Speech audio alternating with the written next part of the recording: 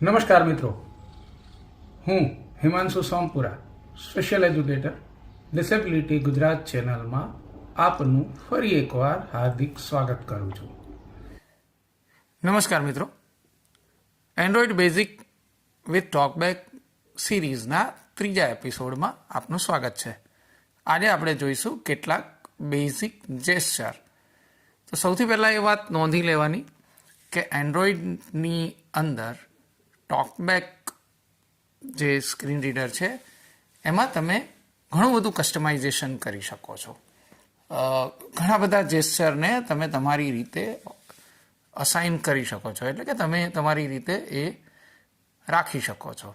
પણ હાલ આપણે એવું માનીને ચાલીએ છીએ કે એમાં આપણે કોઈ છેડછાડ કરી નથી અને બધા ડિફોલ્ટ છે. આગળ ઉપર આપણે કસ્ટમાઇઝ કરવાનું પણ જોઈશું. તો આજે આપણે સૌથી પહેલું જે જેસ્ચર જોવાના છીએ એ જેસ્ચર છે ટુ ફિંગર સ્વાઇપ ડાઉન.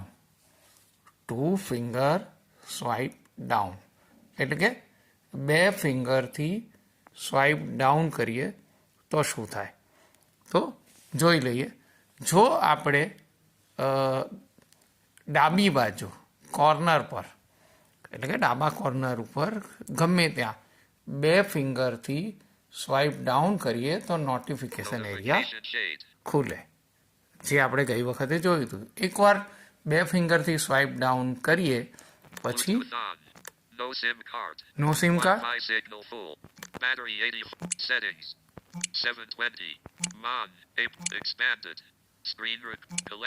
બરાબર. તો આ નોટિફિકેશન એરિયા ખુલે, જે આપણે ગઈ વખતે જોયું હતું કે નોટિફિકેશન એરિયા કોને કહેવાય. હવે જમણી બાજુ એ જ રીતે બે ફિંગરથી સ્વાઇપ ડાઉન કરીએ તો સિસ્ટમ સેટિંગ અને પ્લગઇન્સ ખુલે. તો એ જોઈ લઈએ.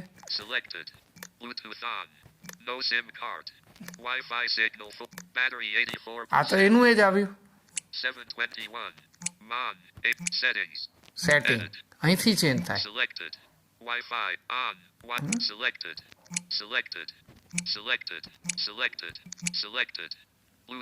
બ્લૂટૂથ બધા શોર્ટકટ છે.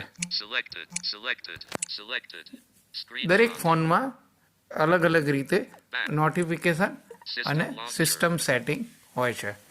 તો આપણે શું કર્યું, બે ફિંગરથી સ્વાઇપ ડાઉન કર્યું, લેફ્ટ સાઈડે કર્યું તો નોટિફિકેશન ખોલ્યું, રાઈટ સાઈડે કર્યું તો સિસ્ટમ સેટિંગ્સ કર્યા. અને એવી રીતે ઘણીવાર ઘણા ફોનમાં બંને બાજુ સરખું જ ખુલે. સેમસંગના ફોનમાં બંનેમાં બંને રીતે ખુલે છે. તો એ જરા દરેક ફોનના લોન્ચર અને એના સેટિંગ ઉપર ડિપેન્ડ કરે છે. તો હવે આપણે બે ફિંગરથી સ્વાઇપ અપ, બે ફિંગરથી સ્વાઇપ અપ એટલે ઉપરની તરફ, નીચેથી આંગળી, બે આંગળીઓ સ્વાઇપ અપ કરીએ તો શું થશે ચેક કરીએ. તો ગૂગલ સર્ચ ખુલી જશે અને અહીંયા આપણે જે વેબસાઇટ અથવા જે કંઈ શોધવું હોય એ અહીંયાથી આપણે શોધી શકીએ. ઓકે, એ ડાબી બાજુથી કરો તો એ ખુલશે અને જમણી બાજુથી કરશો તો એ જ ખુલશે.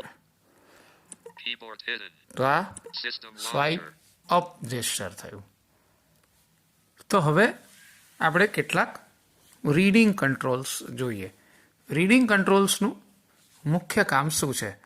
તો રીડિંગ કંટ્રોલ્સ જે મુખ્ય કામ કરે છે એ ત્યારે તમે કોઈ વેબસાઇટ, કોઈ પુસ્તક અથવા જ્યારે તમે કંઈક મોટું રીડિંગ કરતા હો ત્યારે તમારે એ રીડિંગ કેરેક્ટર બાય કેરેક્ટર કરવું છે, વર્ડ બાય વર્ડ કરવું છે, લાઇન બાય લાઇન કરવું છે, પેરેગ્રાફ બાય પેરેગ્રાફ કરવું છે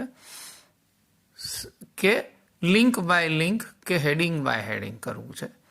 તો એ જ્યારે કરવું હોય ત્યારે આપણે આ રીડિંગ કંટ્રોલનો ઉપયોગ કરીએ છીએ. હવે આપણે રીડિંગ કંટ્રોલનો ઉપયોગ કરવો હોય તો કેવી રીતે કરવાનો? તો એના માટેનું જે જેસ્ચર છે એના માટેના બે જેસ્ચર છે.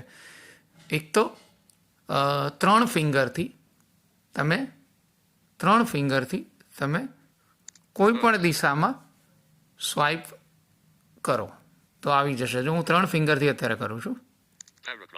પેરેગ્રાફ,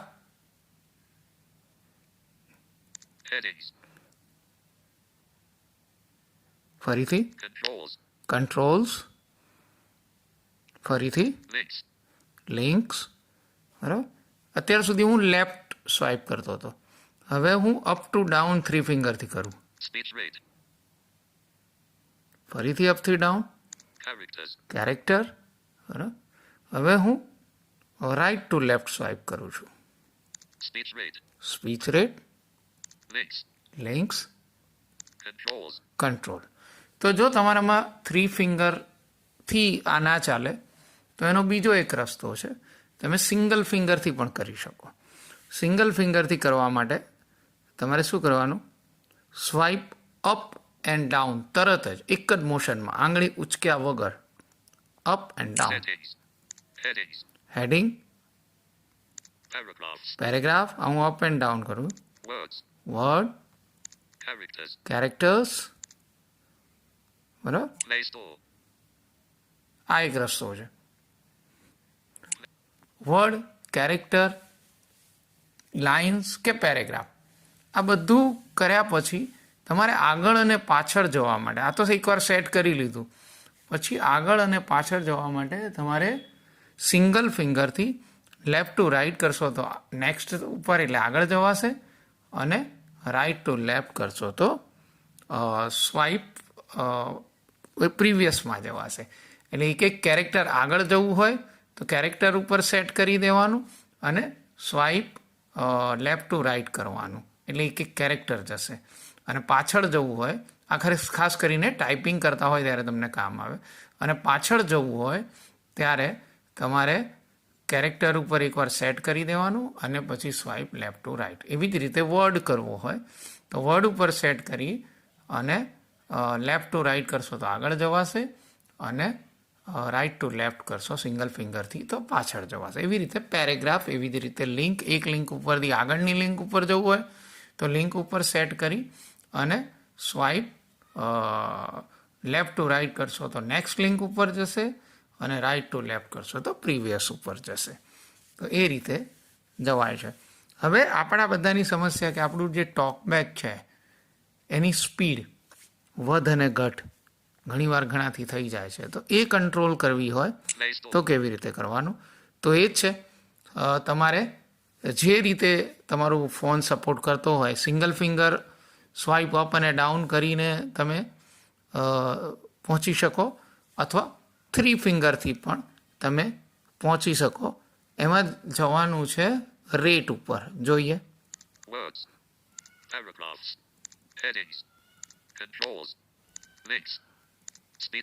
સ્પીચ રેટ ઉપર હવે અહીં જઈ અને 82%, 75. જો હજી ધીમું કરવું હોય તો Speech rate 68%. Speech rate 62%. Speech rate 56%. Speech rate 51%. File manager. Play Store. Speech rate 40. Speech rate 4. Speech rate 30. Speech rate 35%. File manager. બરોબર. Settings. YouTube. હવે સ્પીડ વધારવી હોય તો Speech rate અપ કરવાનું. હું અહીંયા તો છું જ સ્પીચ રેટ ઉપર. હવે હું ખાલી સ્વાઇપ અપ જ કરું. 42%. Speech rate 46. Speech rate 50. Speech rate. Speech rate. Speech. Speech. Speech. Speech. Up કરું છું. Speech rate 130. Speech rate 100. Speech rate 161%. બરાબર.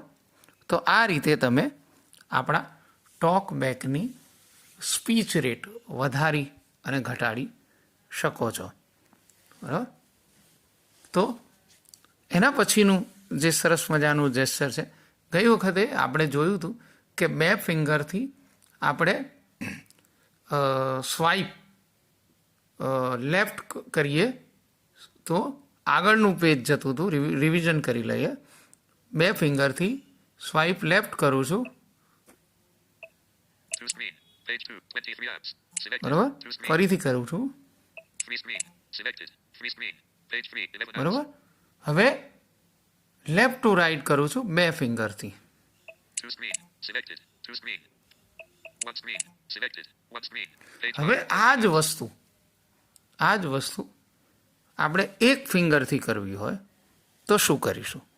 જો આ જ વસ્તુ આપણે એક ફિંગરથી કરવી હોય તો એક જ ફિંગરને પહેલાં લેફ્ટ ટુ રાઈટ લઈ જવાની અને તરત જ રિટર્નમાં લેફ્ટ ટુ રાઈટ અને તરત જ પાછી લેફ્ટમાં લઈ આવવાની. જોઈએ. YouTube. To screen. Page 2. 3 screen. હે ને? 4 screen. Page 5 screen. Page 5. 30. 6 screen. Page 6. 20. હવે એનાથી ઉલટું કરવું છે. રાઈટ. તો હું રાઈટ ટુ લેફ્ટ ઉપર લઈ જઈશ અને પછી તરત રાઈટ ઉપર લાવીશ. Lexis Audio Editor. 5 screen. 4 screen. Page 4. 3 screen. Page 3. 11 apps. 2 screen. Page 2. 20. 1 screen. Page 1. 30. તો તમે સિંગલ ફિંગર તરત જ લેફ્ટ ટુ રાઈટ અને પાછા લેફ્ટમાં લઈ આવો તો તમે એક એક પેજ આગળ જશો. રાઈટ ટુ લેફ્ટ કરી અને પાછા લઈ આવો તો તમે એક એક પેજ પાછળ જશો. તો આ એક નવું જેસ્ચર છે. હવે આપણે સેટિંગ કે એની અંદર ક્યાંક કોન્ટેક્સ કે એવી જગ્યાએ હોઈએ ત્યારે આ જ જેસ્ચર કેવી રીતે કામ આવે છે જોઈએ. Settings. હું સેટિંગને ડબલ ટેપ કરીને ઓપન કરું છું. About phone. MyMe Global 14.0.4. Windows settings. બરાબર. હું અત્યારે અબાઉટ ફોન ઉપર છું, વિન્ડો સેટિંગ ઉપર છું. હવે મેં ગઈ વખતે કહ્યું હતું કે 2 ફિંગરથી સ્વાઇપ અપ કરીએ તો ઉપર જઈ શકાય. Cards and mobile networks. Wi-Fi. Himanzu. Bluetooth portable any VPN. Beep પણ Network screen. વધતી જશે. Display sound notification. Home screen wallpaper. Themes. બરાબર. Pulse safe privacy protect battery. Apps. Additional settings. હવે એવી જ રીતે 2 ફિંગરથી ડાઉન છોડ્યા વગર કરીએ તો ડાઉન જવાશે. Battery. Pulse themes. No sound to display. About phone. MyMe Global 14. હવે આ જ વસ્તુ જે આપણે લેફ્ટ ટુ રાઈટ અને પાછા લેફ્ટમાં આવવાનું કરતા હતા એ કરીએ. સેટિંગની અંદર, કોન્ટેક્સની અંદર, વોટ્સએપની અંદર જ્યાં તમારા બહુ જ બધા મેસેજીસ હોય ને એમાં તમારે એક સાથે 15-20નો જમ્પ મારવો હોય તો તમારે શું કરવાનું? લેફ્ટ ટુ રાઈટ અને તરત જ પાછા લેફ્ટમાં આવી જવાનું. Portable hotspot. Off. Showing items 8 to 19 of 36. 19 ઉપર આવી ગયો 36માંથી. ફરીથી કરું છું. Home screen. Passwords and security. Showing items 19 to 31 of 36. બરાબર. Additional settings. Showing items 25 to 36 of 36. બસ હવે નીચે કંઈ નથી એટલે આગળ નથી જતું. હવે એને રિવર્સ કરી દઈએ આપણે તો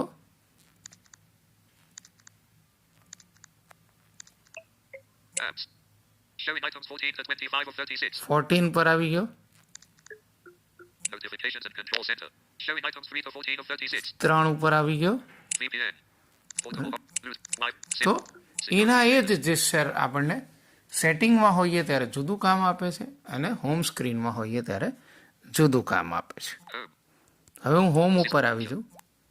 હવે બીજી એક સમસ્યા કે આપણો ટોકબેકનો વોઇસ અથવા મીડિયાનો વોઇસ અથવા ફોનના સ્પીકરનો વોઇસ જ્યારે ધીમો હોય ત્યારે આપણે શું કરવું જોઈએ?